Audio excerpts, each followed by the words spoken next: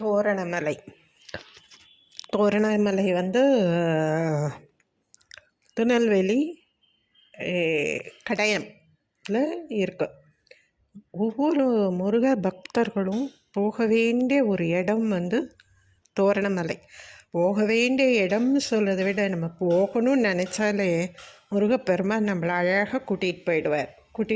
நமக்கு தரிசனம் கொடுப்பார். இது வந்து என்னுடைய அனுபவம். நான் திருநெல்வேலி பொண்ணு தான். ஆனால் இது வரைக்கும் கேள்விப்பட்டது கூட இல்லை. எத்தனையோ தடவை நான் போயிருக்கேன். திருநெல்வேலிக்கு சேரன் மகாதேவிக்கு எங்கள் ஊர், அங்கே போயிருக்கேன். ஆனால் தோரணமலை பற்றி நான் கேள்விப்பட்டதே இல்லை. தென்காசிக்கும் போயிருக்கேன். ஒரு தடவை எதேச்சியாக நான் வந்து யூடியூப் ரீல்ஸ் பார்த்துட்டே இருந்தேன். அப்போது தோரணமலை கடையம் நெல்லை டிஸ்ட்ரிக்ட் மட்டும் இருந்தது. உடனே எனக்கு ஒரே ஆச்சரியமாக போச்சு.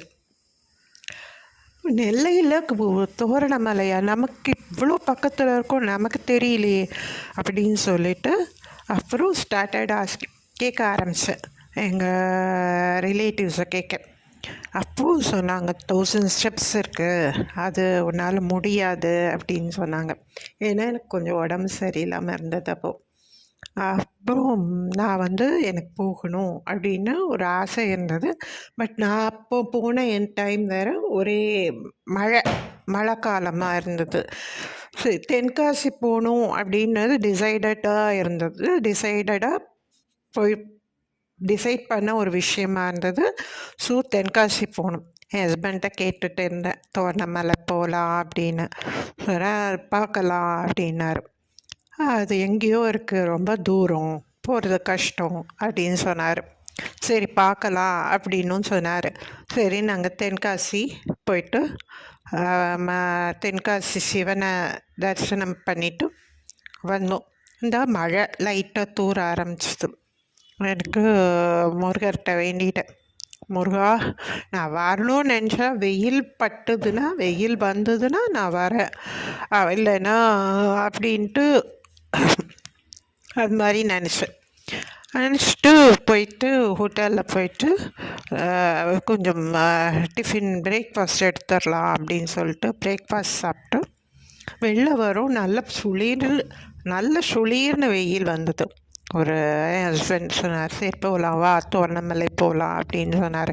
ஏன்னா மழை வந்ததுன்னா எனக்கும் கொஞ்சம் உடம்பு சரியில்லாமல் இருந்தது. அதனாலே யோசித்தோம். அப்புறம் தோரணமலை போகணும். ரொம்ப நல்லா இருக்குங்க, ரொம்ப அருமையான இடமா இருக்குது. ரொம்ப க்ளீனாக மெயின்டைன் பண்ணுறாங்க. அங்கே வந்து ஃபஸ்ட்டு என்ட்ரன்ஸில் ஒரு பிள்ளையார் கோயில் இருக்குது. நமஸ்காரம் பண்ணிவிட்டு மேலே நாங்கள் நடக்க ஆரம்பித்தோம். மேலே நடக்க ஆரம்பித்தோடனே ரொம்ப நல்லா இருக்குது. அங்கங்கே சித்தர்களுடைய கதைகள் எல்லாம் போட்டிருக்காங்க. ரொம்ப நல்லா இருக்குது. பெரிய இதெல்லாம் கொடுத்துருக்காங்க. ரொம்ப சொல்லணுன்னா ரொம்ப க்ளீனாக மெயின்டைன் பண்ணுறாங்க. இங்கே 970 ஸ்டெப்ஸ் இருக்கும். முதல்ல நாங்கள் ஏறும்போது எங்களுக்கு சிரமமே தெரியல.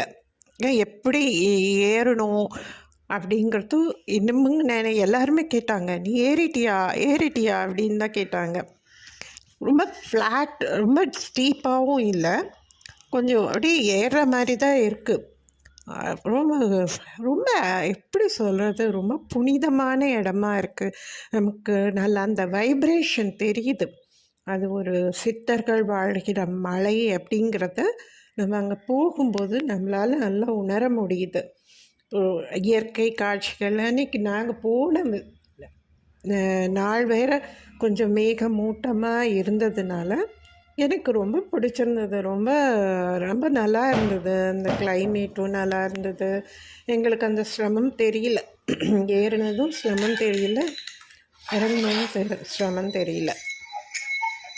அப்படி நல்லபடியாக ஏறி ஆரம்பத்தில் என்னமோ நல்ல வேகமாக ஏறிட்டோம். அப்புறம் போக போக போக எங்களோட ஏறுற ஸ்பீடு கொஞ்சம் குறைஞ்சிட்டு தான் போச்சு. ஏன்னா வயசாச்சு இல்லையா, அதனால் கொஞ்சம் அப்படியே கொஞ்சம் ஸ்லோவாக தான் ஏறணும். ஏன்னா அப்பப்போ ஏறிட்டு கொஞ்சம் ரிலாக்ஸ் பண்ணுறதுக்கு அப்படியே இந்த சீனரிஸ் எல்லாம் எடுக்கிறது.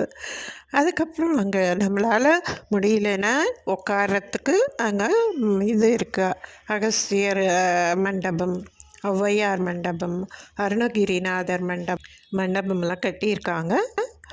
ரொம்ப க்ளீன் மெயின்டெனன்ஸ், ரொம்ப நல்லா இருக்குது. இருக்கிற அகஸ்தியர் இங்கே இருக்கிறதாவே ஒரு ஐதீகம் இருக்குது. அகஸ்தியர், தோரையர் அவர்களெல்லாம் இந்த முருகனை வழிபட்ட ஸ்தலமாக சொல்லப்படுறது. நான் நிஜமாகவே நானும் அப்படி தான் ஃபீல் பண்ணேங்க. அங்கே இருக்கிற ஒவ்வொரு மரமுமே எனக்கு இவர்களெல்லாம் ஒரு சித்தர்களாக இருப்பாங்களோ அப்படின்ற எண்ணம் எனக்குள்ளே வந்தது. நான் அங்கே இருக்கும்போது ஒரு பாசிட்டிவ் வைப்ரேஷன் என்னால் உணர முடிஞ்சது. அப்புறம் இந்த மலையில் இந்த தோரணமலையில் அகஸ்தியர் மருத்துவம் பார்த்தது இந்த தோரணமலை அப்படின்னும் குறிப்பிட்டிருக்காங்க. நானும் கேள்விப்பட்டிருக்கேன். எந்த ஹெல்த் இஷ்யூஸ் இருந்தாலும் இல்லைன்னா ஹெல்த் இஷ்யூஸ் இருக்கிறவங்க ப்ரே பண்ணிக்கிட்டாலும் இந்த இது சரியாகும்.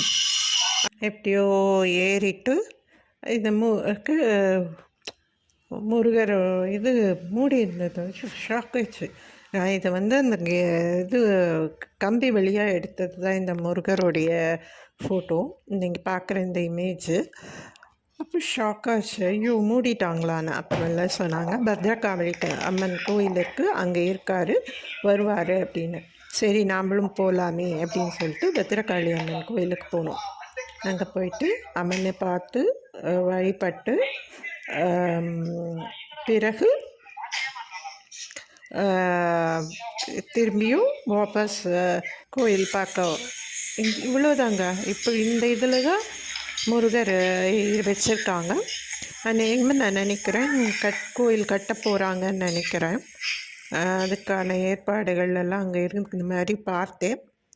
முருகர் கண்டிப்பாங்க பவர்ஃபுல் முருகருங்க. நம்ம மனசில் அங்கே நினைக்கிறது அங்கே அவர் ரிப்ளை கொடுக்குறாரு. இது என்ன அனுபவபூர்வமான ஒரு விஷயம்.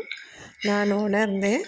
நம்மளுடைய மனசு முருகர் கேட்குறாரு. நல்ல முருகரோட தரிசனம் கிடச்சிது. வாபஸ் திரும்பியும் இறங்கினோம். இறங்குறதுல நான் சிரமப்படலை. இன்னொன்று சொல்லணும்னு நினச்சேன். முருகர் கோயிலுக்குள்ளே இருக்கும்போது மழை பெஞ்சது. அதுக்கப்புறம் நாங்கள் வெளியில் வந்தோடனே மழை நின்றுடுச்சு. அப்புறம் நாங்கள் எல்லோரும் நான் இறங்கி 970 ஸ்டெப்ஸ் நல்லபடியாக மெதுவாக இறங்கி வந்தோம். முருகர் அங்கே இதுதான் முதல்ல எப்படி இருந்தது, இப்போ எப்படி இருக்குது அப்படிங்கிற அந்த இதை அவங்க இந்த வச்சு ப்ளேஸ் பண்ணியிருக்காங்க. தோற்றம், தோரணமலை தோற்றம் அப்படின்னு. அப்புறம் இந்த தோரணமலைக்கு வரணும்னு ஆசைப்படுறவங்க 3 மணிக்கு மேலே மலை ஏற அனுமதி இல்லை. காலையில் 6 மணிலேருந்து மதியம் 3 மணி வரைக்கும் கோயிலுக்கு திறந்துருக்கும். அதுக்கப்புறம் பாதுகாப்பு கருதி அவங்க அலோவ் பண்ணுறதில்ல. ஒவ்வொரு பௌர்ணமியனும் காலையில் 6 மணிக்கு கிரிவலம் நடக்குது. ஸோ எல்லாரும் முருக பக்தர்களும் கண்டிப்பாக தரிசிக்க வேண்டிய ஒரு கோயில் தோரணமலை கோயில். நன்றிங்க.